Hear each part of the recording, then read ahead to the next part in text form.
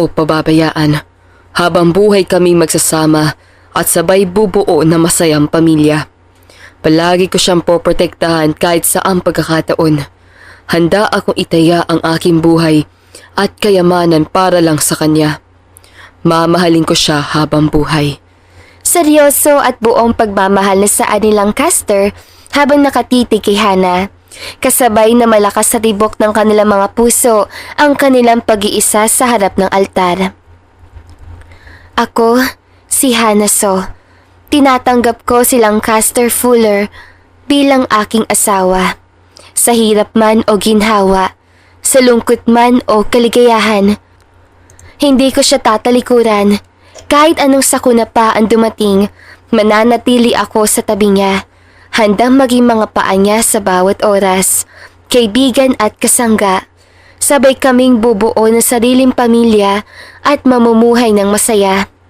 Ibabalik ko ang bawat sakripisyo at pagmamahal niya ng triple kahit sa kabilang buhay. Nakangiting tugon ni Hana.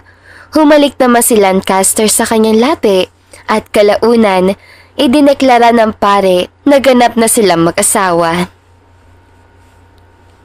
Matapos mag-picture sa simbahan, dumiretso na sila sa mansyon para sa selebrasyon. Nakihalubilo sila sa mga bisita at nang maggabi, sabay silang pumasok sa kwarto ni Hana. Hana, may aaminin ako sa iyo. Ano yun, Lancaster? Hindi ako lumpo. Bakit kayo mo lang sinabi? Dahil hindi pa ako handang umamin noong una.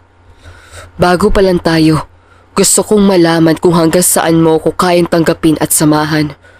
Humawak si Lancaster sa pisngi ng asawa. Napapikit naman si Hana habang nakahawak sa kami ni Lancaster na nakahawak sa kanyang pisngi. Kung matatagalan pa bago ka umamin, baka hindi kita mapatawad.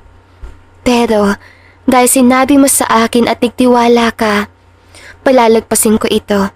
Sagot naman ni Hana. Agad hinapit ni Lancaster ang bewang na asawa at humalik sa labi ng babae. Labis naman ang kilig na nararamdaman ni Hana ng mga oras sa iyon. Hindi niya lubos akalain na halikan siya ni Lancaster sa sobrang tuwa.